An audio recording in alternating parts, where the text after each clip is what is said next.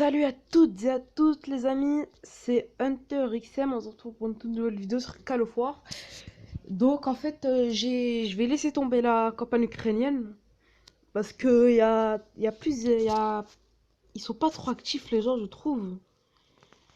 Voilà, y a rien d'intéressant à dire, j'ai jamais rien à dire. Des fois, je laisse des petits vides dans la campagne. Je sais pas si vous trouvez ça ennuyeux de regarder mes vidéos sur la campagne ukrainienne, mais là.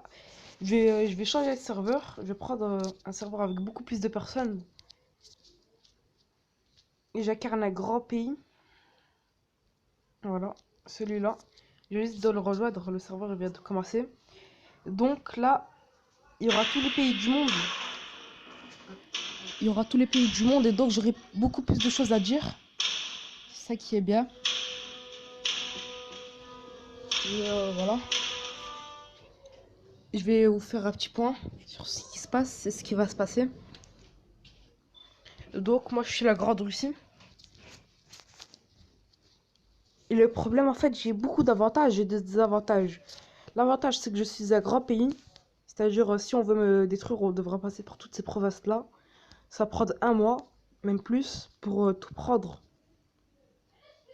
Voilà. Et quoi de plus? L'Allemagne, c'est la première puissance mondiale.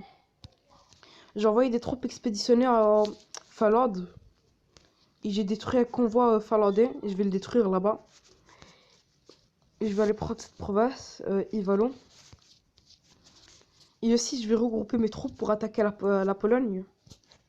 Ça, c'est sûr. J'ai envoyé une artillerie pour protéger nos frontières entre la Pologne et moi. Et aussi, j'ai oublié de dire, l'Amérique a rejoint notre coalition. Ça fait beaucoup de choses à dire, alors que ça fait juste 10 minutes que j'ai commencé. Et voilà, c'est beaucoup plus dynamique.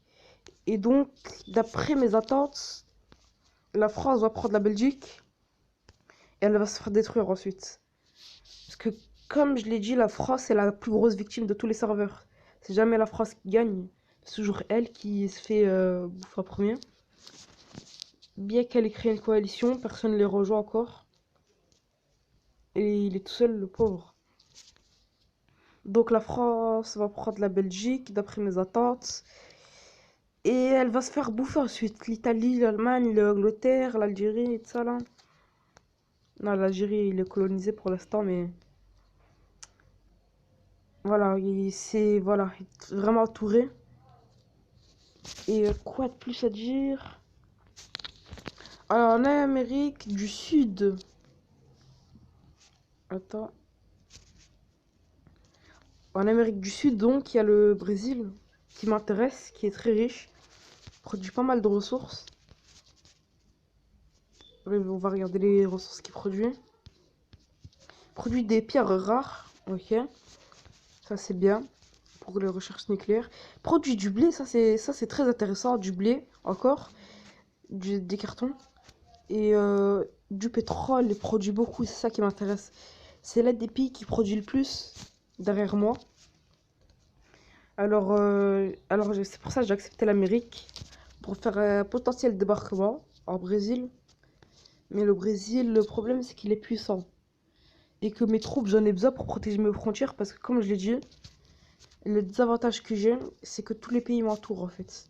Si on veut m'attaquer, tous les pays vont en profiter pour prendre mon pays, en fait.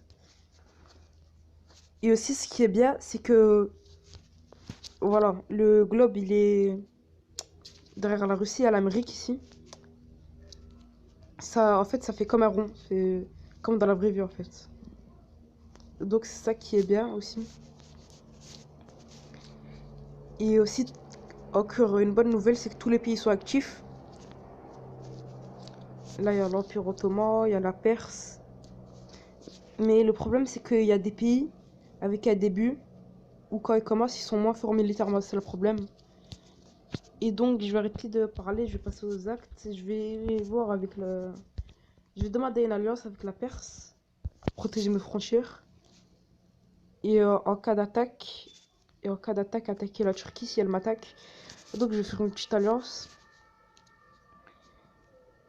Ah non, elle est native. Donc, la Perse, c'est un robot en fait. On va voir avec la Turquie. Alors, la Turquie n'est pas encore pris. En fait, la Perse et la Turquie sont pas encore pris parce que, comme je vous l'ai dit, on est beaucoup. Alors, on a vu qu'on est beaucoup. Les gens n'ont pas le temps de prendre tous les pays. Faudra un peu attendre avant d'envoyer des messages et que tout le monde nous rejoigne et tout ça. Faudra un peu attendre 1 heure ou 2 heures. Et donc, d'après mes attentes, là, il y a la Slovaquie. Si l'Empire allemand s'attaque au Danemark, et juste ici, il sera très probable qu'ils s'investissent au nord. Ils prennent la Norvège et la Suède. C'est très probable. Là, l'Angleterre va prendre l'Irlande, ou bien la laisser. En fait, il y a deux choix.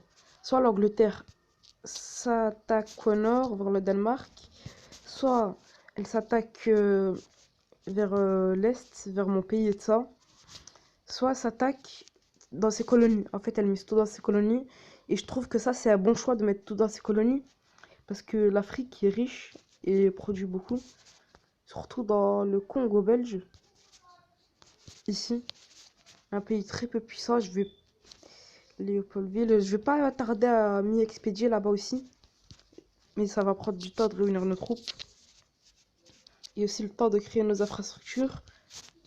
Donc, une personne de plus a postulé, le Japon. Donc, je vous préviens que l'Union soviétique, c'est la première puissance mondiale, c'est-à-dire mon pays. La deuxième puissance mondiale, c'est le Japon. Et la troisième puissance mondiale, c'est les USA.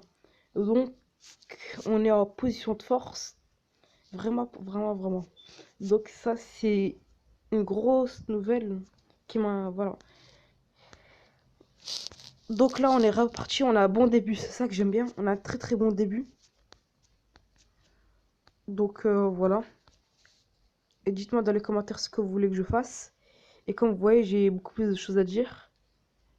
Et c'est ça qui est bien. Donc, voilà.